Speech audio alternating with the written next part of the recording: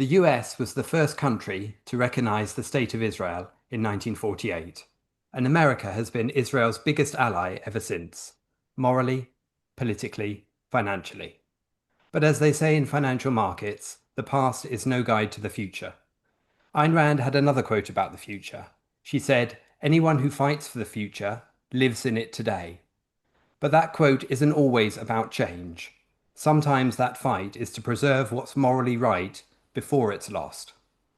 Some recent polling suggests Americans' support for Israel is at a historic low, with under 3 in 10 siding with Israel and 2 in 10 siding with the Palestinians. Is anti-Israel propaganda winning, or does Israel need to be a greater ally of itself? Welcome to today's reality show. We are joined by our friends Anders and Yar. Hi, guys. Before I come to you for some sort of comment about this particular poll, we're going to try and go underneath it and trying to work out what the reasons are why Israel is losing support in the United States. I would like to ask Daniel, our producer, to put the result of the poll, which was published on the website, um, on the screen right now. Now, before I come to you, Anders, for a first comment, given that you live in the United States, I would like to point out something about this poll. I mean, if you can see, if you look at it, you will see that there is a split into demographics and support for Israel, Palestine, both or neither. Now, I'd like to draw your attention to the fact that uh, the the columns support for Palestine, as you can see, the bar goes up to 40%, while the other bars for Israel, both and neither, seem to go up to 100%. So the length of the bar for the other, for the non-Palestine, are 100%. Therefore, if you look, for example, under the independents, the support for Israel is 20.1%, and the support for Palestine is 20.1%. So it's the same kind of support. Independent people who vote for who are independents politically, they support in equal percentages Palestine and Israel. However, how this data are presented is the red graph in support of Palestine looks bigger. So somebody just looking at it without paying much attention would assume that the support among independents for Palestine is much higher than it is for Israel. Now, I don't think this is an accident. I think this is a part of propaganda. The people who did this poll and presented the data are part of the propaganda of Palestine, of the anti-human people, anti-civilization people against Israel. This is not an accident. This is part of the propaganda that we've been seeing every day since October the 7th. And here it's just a continuation of propaganda against Israel and Jews, which has started in 48, really. So, Anders, how do you feel about these results? How can you justify this kind of seemingly lack of support for Israel in the United States? Yeah, first, your comment on the display of the data here. I hadn't noticed that or observed what you mentioned about the independence there. A quick glance at all the columns, it seems like that is the only anomaly. Am I right in that? Well, I think the whole red anomaly, the whole red column of Palestinian support is on a different scale. Yeah. Right, on a Therefore, different every, scale. every single number for Palestine will look visually Yeah. bigger than the Israeli one. Yeah, and I did a little bit of digging on this big data poll, and this gentleman who's in charge of it, and I couldn't really find anything that because I was curious as to whether there is an agenda behind this or if it's truly quote unquote objective, but I couldn't find that. So if you have some more information about that, I would be interested in learning about it. But back to your question about the declining support for Israel, I'm not surprised, and I think there are multiple reasons for it. One is the barrage of anti-Israel information that we've seen in the media for the past 2 years. Secondly, I think just Americans are very confused. And if you are exposing yourself to the media, it's very easy to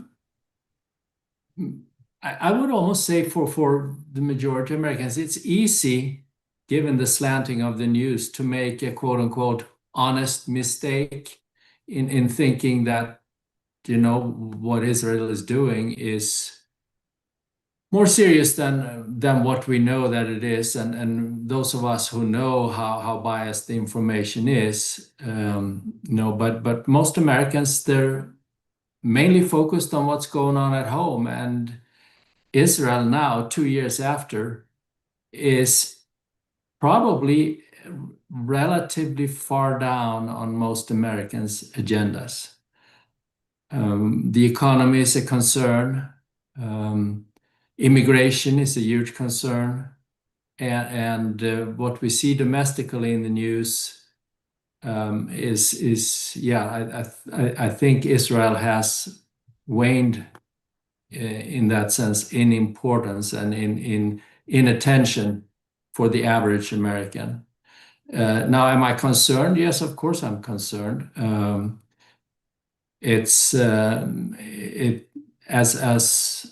don't want to downplay the seriousness of this, but I think it's long term, and we'll get to this new pact that has been formed a little bit later here, and that is a sign, of course, of the anti-Israel sentiment. Also, the demographics, in the sense that we see more of Palestinian support among younger Americans. That is obviously a long-term concern. But overall, I would say I wasn't surprised by these results.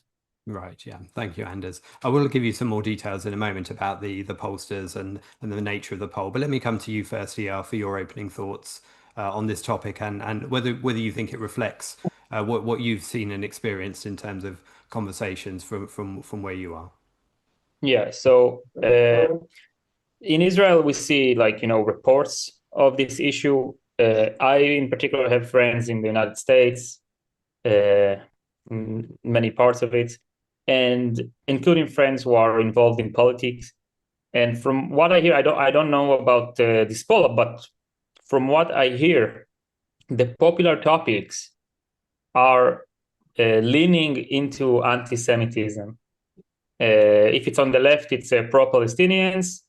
If it's on the right, so it's a Groyper movement and Tucker Carlson and Nick Fuentes.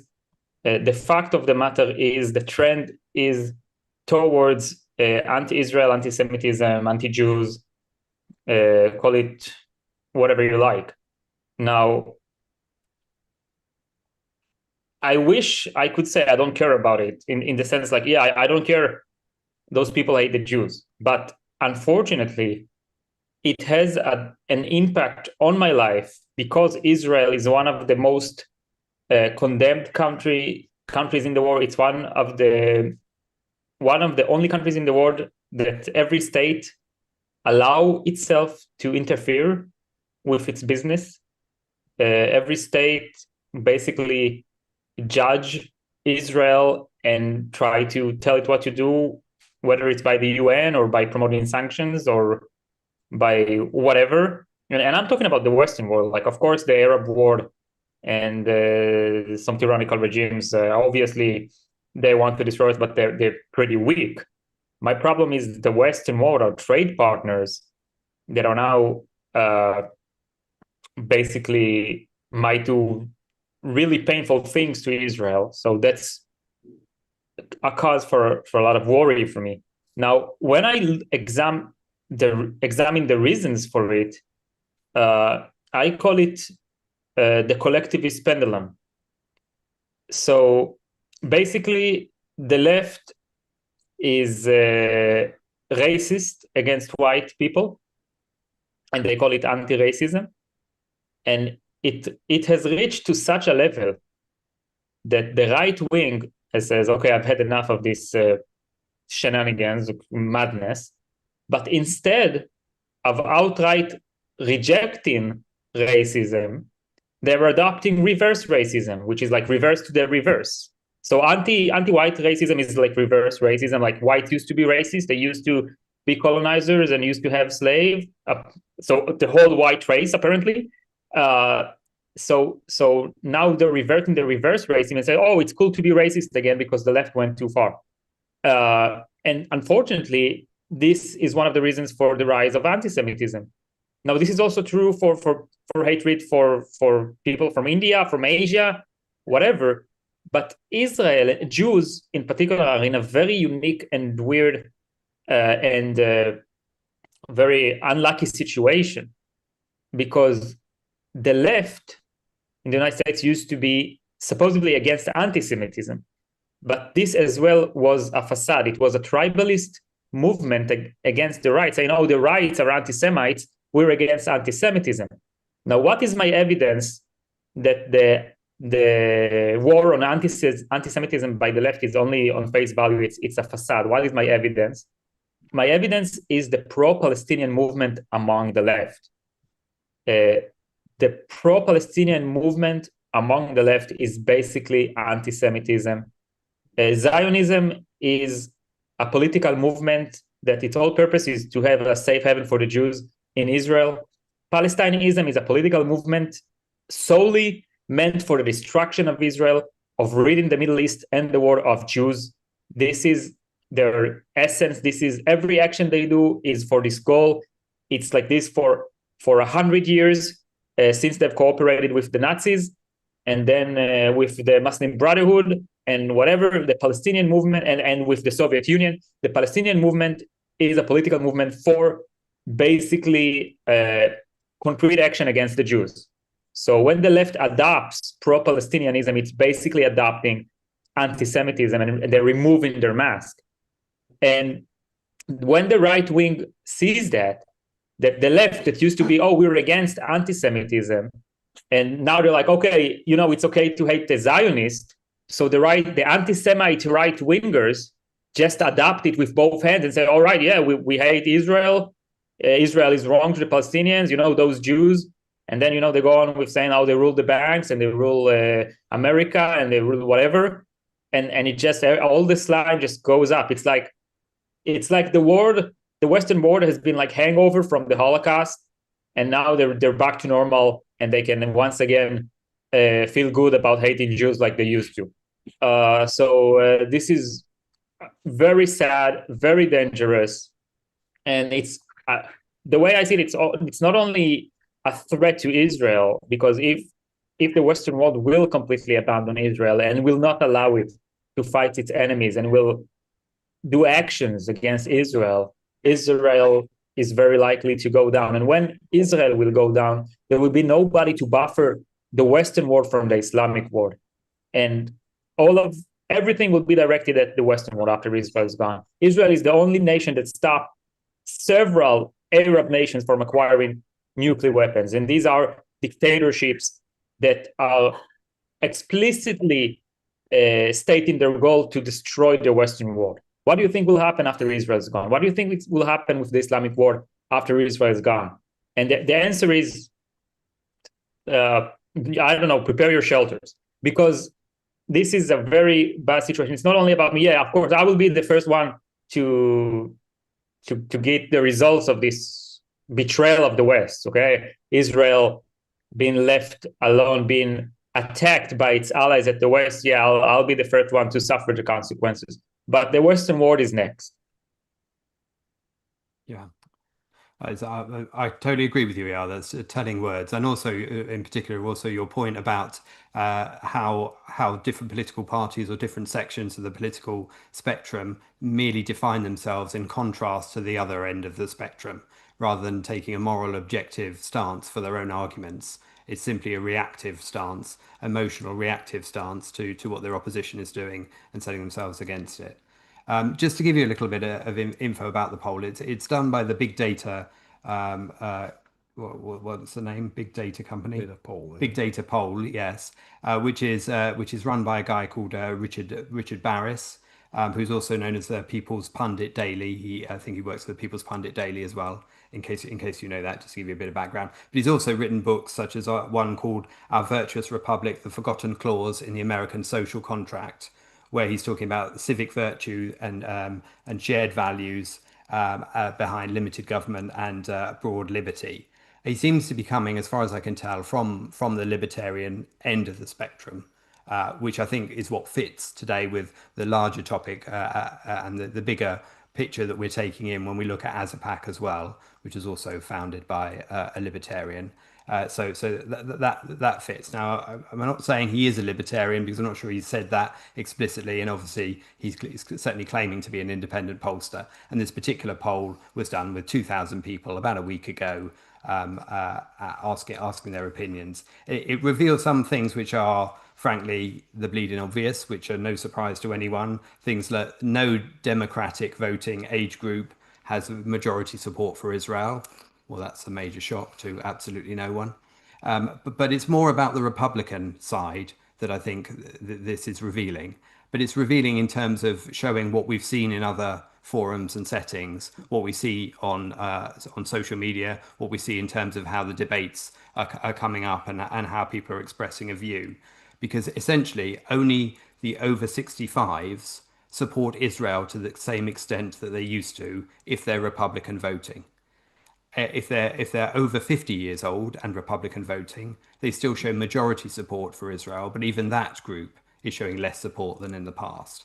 And then when you look at the younger demographics, it's really quite telling that there is, such a the fact that 33.4% support Palestine, 27% support Israel out of Republican voting 18 to 29-year-olds.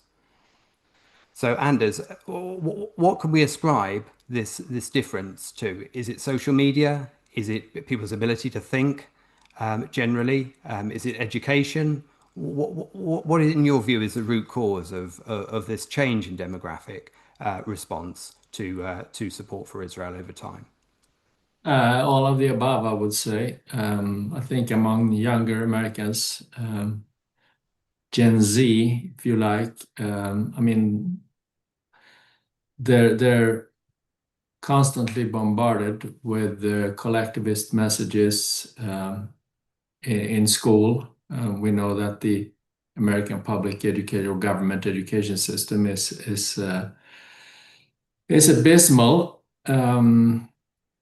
I think part of it is that when you're young, you're looking for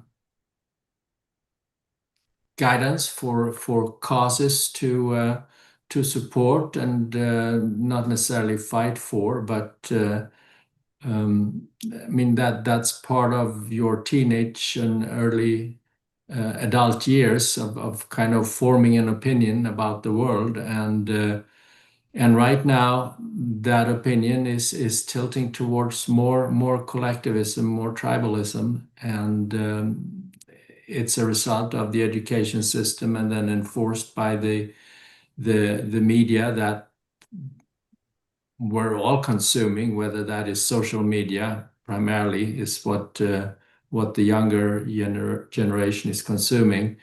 And I don't know, maybe there is an element of rebelliousness and rebellion that we've seen in generations past, just being against something for the sake of being against it. But I think the long-term trend is that I mean we're trending towards more collectivism, and it obviously starts with the younger generation, and then it used to be that when people grow a little bit older, start a family, etc., that their opinions changed. I think we see less of that nowadays, and part of we see a little bit less of that moderation, perhaps, if you like, as people grow older. But I guess time will tell if that is what will happen to Gen Z as well as they mature and enter um, the society in terms of work and so on and so forth. Now, there is a big debate going on in the US right now that there is a divide, and everything is the younger generation. This is the first generation, quote unquote, that will not have a better living than their parents. But there are different views on that too. I've read different articles about, some saying that, well, the Gen Z, they have a better life than anybody has ever had, and there are certainly truths to that.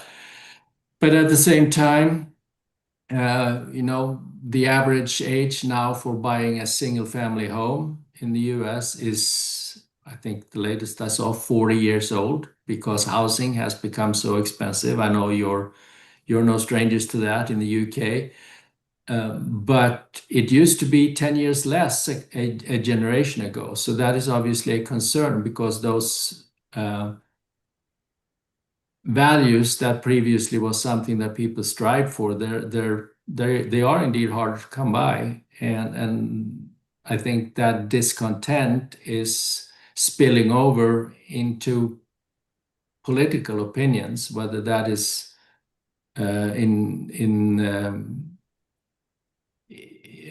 takes the expression of being anti-Israel, or just being anti-freedom and for more government. ER mentioned the collectivist pendulum, and it's certainly swinging towards more collectivism right now. Yeah, definitely. The axis is collectivism. It's from one edge of collectivism to another edge of collectivism. Both are bad. Yeah. Okay. So, but if we took so a slightly different pendulum, then would be freedom to collectivism, right? And that pendulum is also swinging, and then within the collectivist side, it's obviously, I mean, when it swings towards towards collectivism, and you don't have a clearly defined alternatives in the form of freedom and protection and respect for individual rights and capitalism, it becomes a fight between different collectivist visions, which is what we're seeing right now.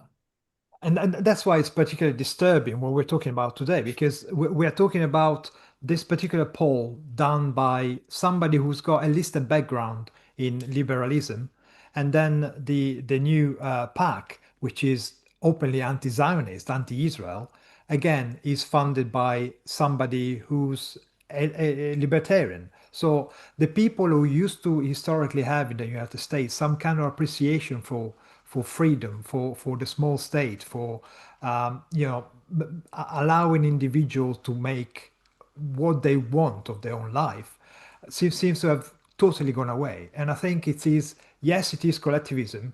It is collectivism fueled by the morality of altruism, but it's also the total utter failure of the moral case for capitalism, for freedom.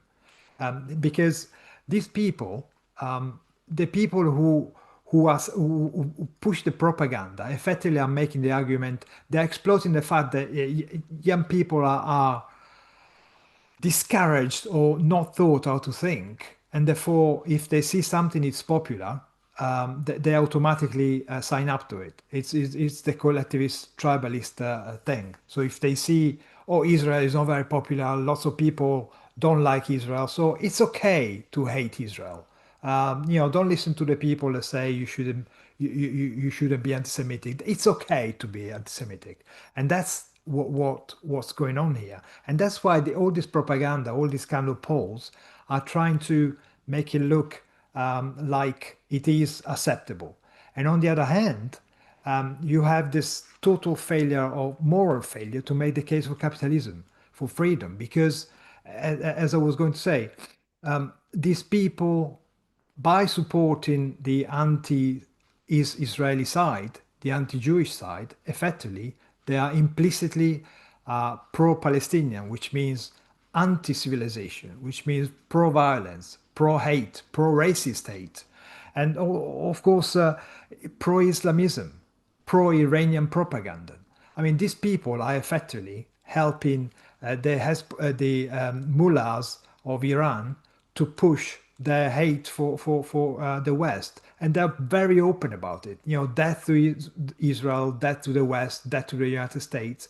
It's not just a a slogan that they just chant to look different. It's what they believe, what they want, what they're trying to achieve, and they are using the total moral vacuum which has opened in the West to achieve their purpose, and they're succeeding, unfortunately. One of the figures that the poll mentions in passing, which is not related to this particular survey, but to a previous survey and making a comparison with it, is that after October the 7th, 2023, support for Israel rose to 54% among Americans polled. Now, to me, that is a shockingly low number, given the nature of October the 7th. I mean, let me come to you, ER, on this point. Do you think that's, I mean, people say that it's all to do with Gaza and the images from Gaza and social media and stuff that is what's affected the figures. But for the figure to be that low, even at the very start of this particular war, there's more going on than just this, isn't there? There is a sense that Israel hasn't been able to, for whatever reason, retain the support of Americans even as early as October the 7th, 2023. Whether in part that's because historical memory is beginning to fade, and already those numbers of people that I mentioned earlier, those are over 65 who've got more historical knowledge, maybe they weren't actually alive or old enough to know about the Holocaust, but they certainly would have been taught about it in a way that subsequent generations have probably been taught less and less about it for different reasons. So, I mean, what's your reaction, ER, to the fact that this is already the groundwork was in place for less strong support from Americans for Israelis even before the war started? First, I want to say that I would like I would like people to be less fixated on Israel and more interested, for example, in free trade. Like, I don't want people to have Israel on the agenda all the time, be obsessed with Israel for good and for bad. Currently, I'm reacting to it. So this is an existing phenomena. Everybody's just like Israel this, Israel that, Israel good, Israel bad, like whatever. Just Israel is a sovereign state. It's a pretty good state relatively to the rest of the world. And just like, just all we want is you just to trade with us. If we sell stuff and you want to buy them. If you don't want to, don't buy it. But the whole movement against Israel and to isolate Israel from the world, this is what's disturbing me. Now, the reaction after October 7th, if it was high, I would say it doesn't mean anything. The fact that it's quite low, it's a shame. But I'm not looking to be pitied at. I don't want to get the support of the world when I'm being slaughtered. It's not what I'm looking for. I just want to be left alone to live and to do just, to live properly. And as to the previous subject, when I look at the philosophical reasons for anti-Semitism, I think one of the essential causes is hatred for the concept of self. And I talked about it in previous show, and I'll return briefly to what I've said. It's basically, once you hate the concept of self, first of all, it's completely destroying your whole philosophy. But one of the effects is that you start hating your own self. If you hate the concept of self, you hate yourself as well, eventually, or live in a horrible contradiction. And once one hates himself and he encounters individuals that doesn't hate themselves, he starts hating them. He's being jealous of them and he blames them. He's feeling guilt and he's blaming them for his own idiotic and false guilt. So if he's guilty of trying to love himself and he hates himself, and he sees somebody who succeeds with this crime of loving himself, he would hate him even more. And when such people see a nation that is thriving, successful, has a good economy, it survives, although it's surrounded by enemies, it fights for itself, people that proudly protect themselves, so they would hate them even more.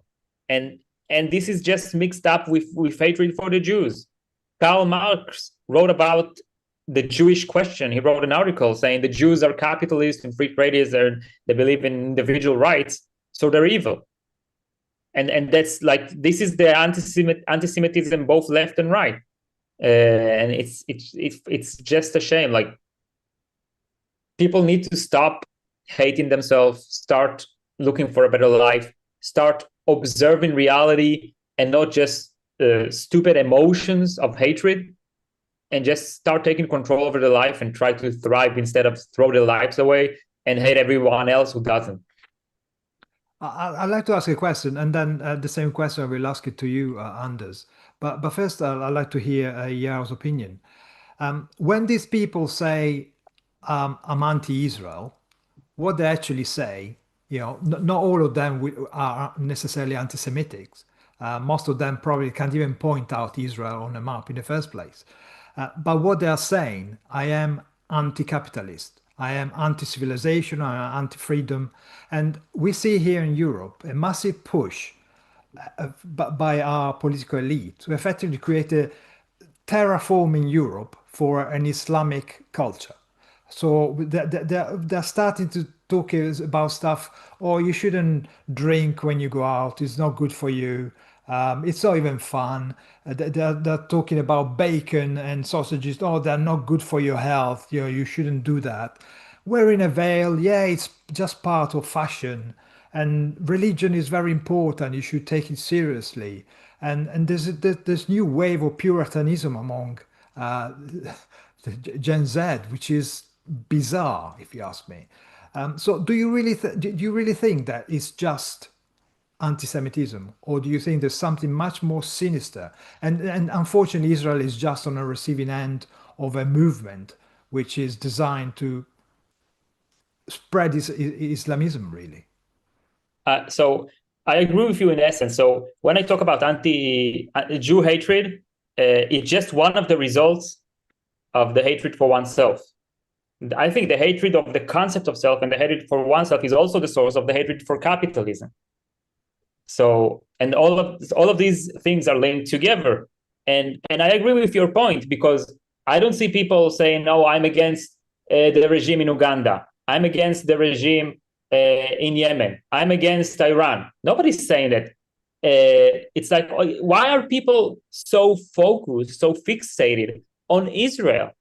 And regarding the cultural shift, I just want to point out, I think there is now a big scandal in one of the European countries. I don't remember which, maybe it's the Netherlands, I'm not sure, where a Muslim family there committed honor killing for one of its girls, and her dishonor to the family this girl committed, according to the murderer's family, is westernizing. Adopting the Western culture, for this family, it's a crime worthy of death penalty.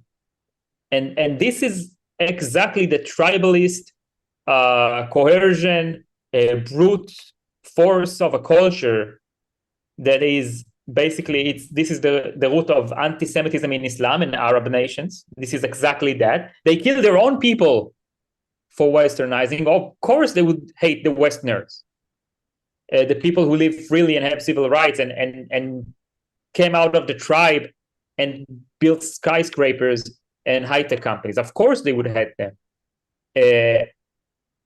And my point is that the Western world is completely evading. It's in denial. And again, it's the racist, anti-racist movement. Like, oh, we cannot criticize a race that is less successful than the white race by some statistics or whatever, but culturally inferior. We cannot say that. We cannot say a culture is against the human nature, even though like, you just look at it, like the most basic fundamental thing is you want to live, you want to have a successful life, you want to have your physical and psychological needs fulfilled. This is basically a condition for living. And some cultures, in this essence, are anti-life. A culture with honor killings for accepting the principles of freedom and rights and the ability to take ownership over yourself, a culture where this is a crime worthy of death penalty is a sick culture, is a culture against life. So it's like people saying, oh no, we can't judge cultures. Like, are you in the side of the living or in the side of death? If you're in the side of the living, so those seeking death are your enemies. Such cultures should be condemned. It's very simple. Like you cannot. I don't know. People afraid of being offended, but they're not afraid of other cultures trying to kill them. Like I don't understand what's going on with the world today. That's a good point. And the same question to you. Do you think that anti-Israel is the equivalent of, as Yao was pointing out, anti-life, anti-civilization, anti-life itself, really? Yeah, I think, and you know, it's almost becoming a cliche at this point that Israel, the anti-Israel sentiments are, and anti-Semitism in a broader sense, the rise of anti-Semitism, it's the canary in the coal mine. Because you know it's just a sign that collectivism and statism are growing. And as for your question about the younger generation and this neo-Puritanism that seems to be taking hold in certain circles, I don't know how serious that is, if it's a fad or if it's also an expression of what we're seeing culturally and philosophically. Here in the US, we're hearing that, yeah, alcohol is less popular, and it's these craft breweries, they're folding left and right because people don't drink beer any longer to the extent that they used to. Now, I think it's compensated to some extent by the increase in the use of weed. So maybe people just get intoxicated in a different way. But overall, I really can't say. I'm probably too old to be in touch with the ins and outs of Gen Z. You probably would need to find some younger people, and ER, I don't know where you fall on that spectrum, and you, Mark and Richard, but I'm probably not the right person to ask about the ins and outs of Gen Z. Well, I thank you for doubting that. But Yes, yeah. We're firmly in the X camp, I think. Okay, all right. But you're still closer to them than I am. So. Right. I do want to mention one last thing about this survey, and then maybe afterwards we'll move on to discuss as a pack as well, and the relevance of that to the whole issue we're talking about. There's a couple of things that the survey pointed out in terms of the genocide question, whether people think Israel is causing a genocide or not. There was a plurality of over 38% saying it was, 29% saying it wasn't, a third of people unsure. But it was the most interesting element of it, or one element that we're going to home in on, I think, is the Republicans, the young Republicans, the 18 to 29 category. And within that, those 18 to 29 voting Republicans who are also America First Republicans. Now, obviously, we're talking a subset of a subset there. So we're down to fairly small numbers. Let's stick that caveat all over it. But 52.9% of those America First young Republicans thought that essentially Israel was committing genocide. 29% thought it wasn't. I mean, is this a window into a particularly strong, a particularly different brand of anti-Semitism, or is it just more of the same and should be dismissed as in the same manner? So, as I said, anti-Semitism is a secondary. Okay, I think if somebody is anti-Semite or a racist or hates capitalism or hates freedom or is pro-tyrannical regimes or whatever he is, I think in the very basis has a hatred for the concept of self.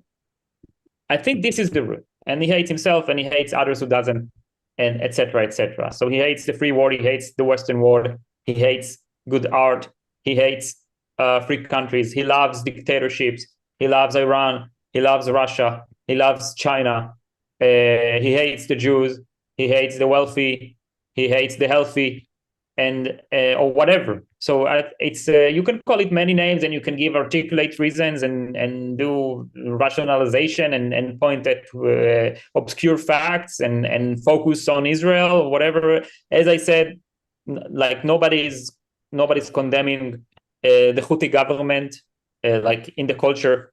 Nobody cares.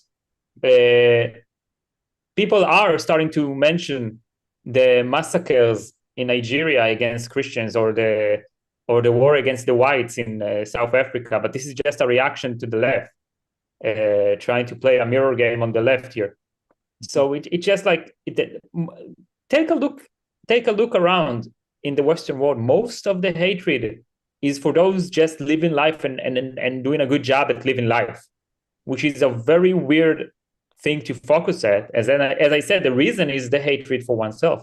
They are angry at them. Why don't they hate themselves?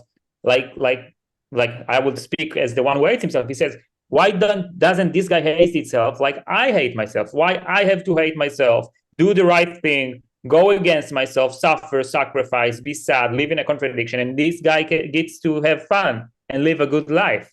And those idiots can't understand that they have a problem with their premises. They have a problem with their principles or lack of their principle. They have a problem with their morality. They have adopted the popular evil, self-sacrificial, altruist morality, and then they spend all their life complaining about how awful their life is and how others are evil for having a good life. This is what it's all about. Always has been for 2,000 years. People have been through so much death, murder, suffering, oppression, violence, whatever, just for this stupid morality. And it's time to adopt a new, better, more aligned with the facts kind of reality, which is the morality presented by Ayn Rand, morality of rational self-interest. And people needs to get off the anti-selfish propaganda and understand that rational people has a self-interest to be decent, to be honest, to have integrity, to be independent, to be good, decent people. Every show I watch, even good shows, the villain is always some rich guy who is secretly a murderer or some BS. It's always this awful trope of this selfish guy who is actually a super villain. Like this is, and it's really bad because I can see these stupid tropes in good shows, like talented writers always fall to this stupid fairy tale, and it just and then everybody's wondering why everyone is so frustrated and unhappy and addicted to medicine to get off their depression. Just stop, just leave this stupid ass morality aside and just start appreciating yourself. You have things to be proud of. Just build yourself as a good person. That's all. You don't have to sacrifice yourself, and you don't have to hate others who doesn't. Absolutely. Life is good, and sacrifice and suffering is the abomination, is the odd thing out. Life should be full of happiness and achievement, really. These people do not understand it. That's why, as you said, they are miserable. And I'm glad they're miserable. They deserve that because there is an alternative up there. As you mentioned, Ayn Rand's philosophy tells you how to achieve happiness by being rational, by thinking with your mind. Don't listen to anyone else. And that's Anders coming to you. As I was mentioning earlier on, just because somebody tells you, oh, look, there's a high percentage of people who think genocide is occurring, apparently in this day and age, that is enough to make it true.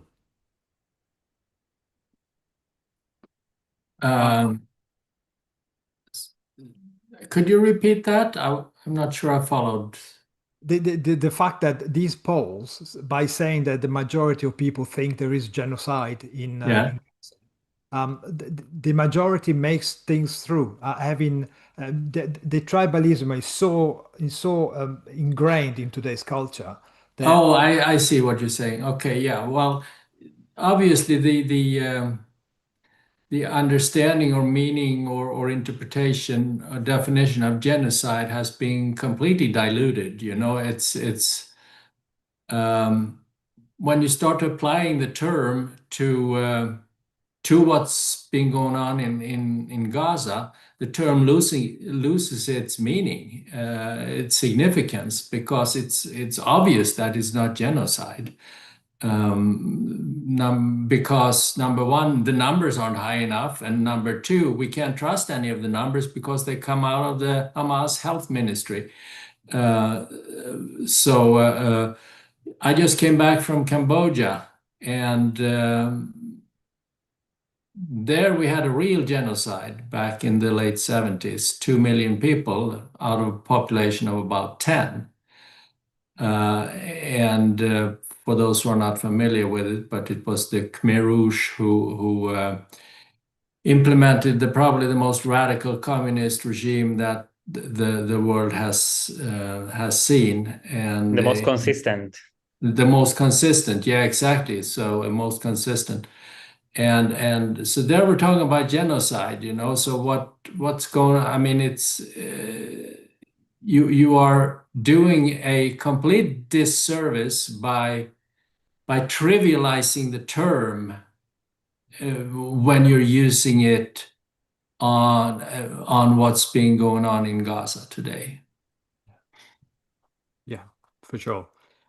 Let's move to our second topic, whilst we still have got some time left in the show, so that we can cover it. We mentioned ARCUK earlier on. And the reason we're talking about this as well is the fact that this is the Anti-Zionist America Political Action Committee.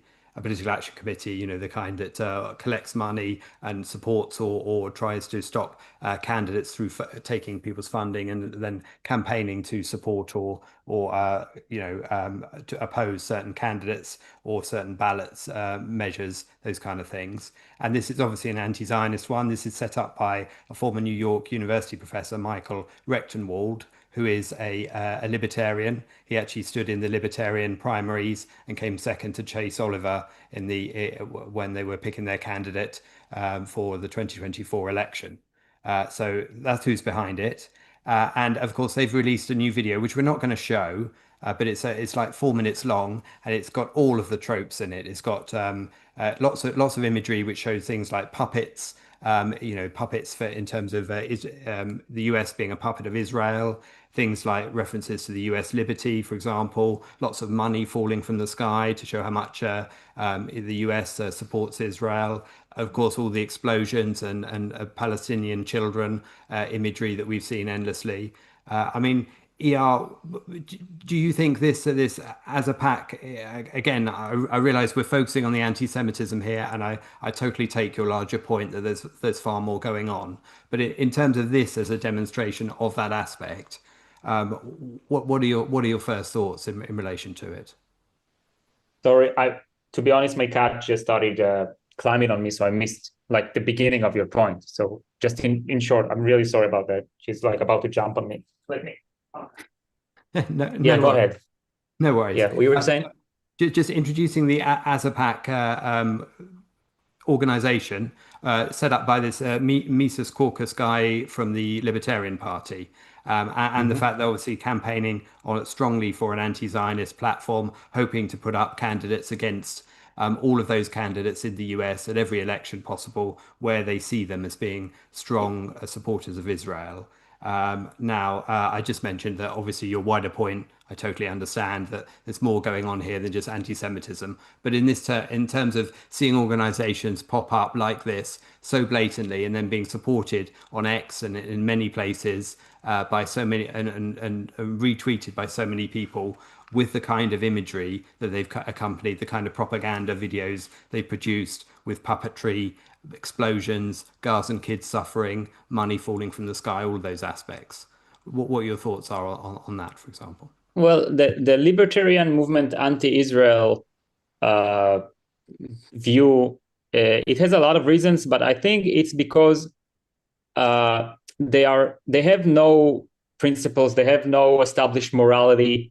They've stole the non-aggression principle from objectivism without understanding without really understanding it and the premises beneath it and what is the basis for it. And this is why they can they can support basically the Palestinians against Israel, which is an extremely tyrannical regime, because according to their rationalization and calculations, supposedly Israel is the one attacking the Palestinians, and they're ignoring the nature of the Palestinian political movement, which is a political movement aimed for killing Jews, for destroying Israel. And they couldn't care less. They see the relationship between America and Israel, and on this point I agree. I think Israel shouldn't get aid from the United States of America. But the fact that the libertarians are focusing on Israel, and I don't hear them talking much on Afghanistan and on other countries getting aid from the United States, and on Egypt getting billions of dollars from the United States. Their fixation on Israel shows there is a deeper issue here. And once again, I think it comes from the libertarian movement lacks of principle, lack of understanding why our rights are needed and important, and what it truly means. It's more like they've tried to copy some political ideas from objectivism, or some wrong ideas from anarchists or whatever, develop this libertarian system that supposedly promotes capitalism, but they're lacking the deeper understanding of what it means. Yeah, for sure. And on this channel, we did cover, or at least one of the shows did cover ARCUK before, and showed some of that video, or at least referred to it. So you can certainly check out that if you want to see a little more about it. Anders, your thoughts on this topic? Well, I basically I completely agree with ER. Their focus on Israel only here is delegitimizing any quote unquote libertarian argument for ending foreign aid, which as a subject I would be totally in favor of if it's done right. But just singling out Israel, it's like Republicans were singling out abortion for defunding healthcare, but they're totally happy here in the US with Medicare and Medicaid and all the other giant programs. Yeah. Now, I did watch the video, and I don't know how seriously we should take this. They have dug up 3 candidates in minor political congressional races around the country, 2 in Florida and 1 in New York, I think. And it's, at least for the New York candidate, I don't think they stand a remote chance to defeat him in the next election. And I don't know about the Republican seats in Florida, but yeah, let's see where it goes. But I wouldn't put too much significance on it right now as a political force. And of course, just on a pure freedom of speech point, anyone has the right to condemn Israel. They can say what they want. There's no obligation to support Israel. However, if you do not support Israel, what are you for? What are you actually arguing for? You're arguing for the forces of evil of Iran. You're talking about not supporting your own ally, which is ridiculous, because this is not really foreign aid as such. This is the United States supporting their only ally, the only serious ally, whose a state, a nation whose values match the United States value. We made a point 1,000,000 times on this channel that Israel is the only democratic state in the Middle East. It's the only state that allows plurality of views, plurality of religion. You can be gay and celebrate in Israel. Try and do that in Gaza, or try and do that in Iran, and see what happens to you. I mean, we also seen how the actual hate and the people anti-civilization support this kind of anti-Israel rhetoric in the United States. Just look at the episode that Richard pointed out, and just see the amount of hate and comments and nastiness that people pour on it, because they recognize the kind of hate and worse that they can master, and they pour it against Israel. As AR was pointing out, they show how much they hate themselves by showing the hate for Israel and the support for all the organization that, unfortunately, thrive on this. Yeah. And let me come to you, Anders. I mean, we can say that this party, this organization, was only set up a couple of weeks ago. They only registered a couple of weeks ago, so they are in their early days yet. They may grow from the kind of candidate support they're showing at the moment. But certainly there is an emphasis on what they're doing on the pro-Israeli lobby that they're combating, on the calling Israel empire building, or saying Israel has a chokehold over US policy, all of these accusations. And yet there's never seems to be any reference to the pro-Iran lobby, for example, even mentioned in passing. How do you read that? Because it'll go inside mosques. Well, again, I mean, that's not their agenda. So I wouldn't expect them to mention any of this, but so yeah, no, I just don't. I just want to give too much significance to it. Let's see where it goes, as I said, and yes, it's in the early days. I hope it will go the ways of most libertarian efforts, i.e., nowhere. But again, we'll have to see. Yeah. So we're coming to the end here. So, your closing thoughts, taking in everything we've talked about, and where people can find you. Yeah, first I'd like to quote a comment by Lawrence Danao, or whatever, in the chat, and he says, Jews not understanding the plight of the Palestinians is astonishing, so self-centered. So I don't know if he was being ironic, but he was just proving my point. He hates the self-centered Jews for trying to live and survive and fight their enemies, which are trying to destroy life and everything. So this is exactly a great evidence for my point. So just pretty that's just Absolutely. It made me laugh reading that. So just want to point it out. So I'm Mia Reichel. I'm an associate of the Ayn Rand Center Israel. And please visit aynrand.org.il/about. And I am the leader of the Victory Now movement. We are releasing a book very soon. It's supposed to come out in the next week. I've been saying it for many weeks, but there's always these little things we have to take care of. But it seems like it's going to come out real soon. So if you're interested and if you like what I've said and you want to hear more from me and from my movement about a plan for Israel's victory, and the moral case for Israel and Israel's victory as such, please visit www.victory.now. You can also sign up for the waiting list for the book and get an email once it's out. So thank you very much. Thank you, Ia. And Anders, your closing thoughts and where people can find you. Yeah, I want to see more of ER's cat. Yes, thank you. A guest appearance we had today. She got bored and left, so she might come back some other time. It's a cat after all. Yes. Yeah, exactly. You can find me on Substack, andersingemarsson.substack.com, and my book, Think Right or Wrong, Not Left or Right, is available on Amazon. Excellent. And another book I wanted to mention is this one here, The Objectivism, the Philosophy of Ayn Rand by Leonard Peikoff. This is the seminal definitive work on Ayn Rand's philosophy of objectivism. And we've got a brand new discussion group starting on Sunday with James Valiant.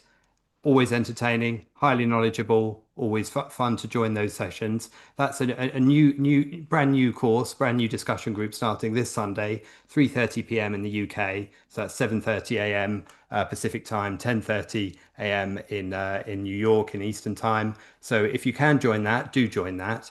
And if you, the first session is open to everybody who chooses to join our mailing list. So if you want to, the details for the mailing list are in the description below, in the details below this video. So if you'd like to join and find out what those kind of sessions are like, please do so, because we will then be members only after that as we go through the whole of the book. And the idea is that James will go through the whole book section by section, chapter by chapter, and discuss it with whoever attends. And it's going to be amazing. You will have the chance to explore objectivism and try and understand the bits that are not too clear to you.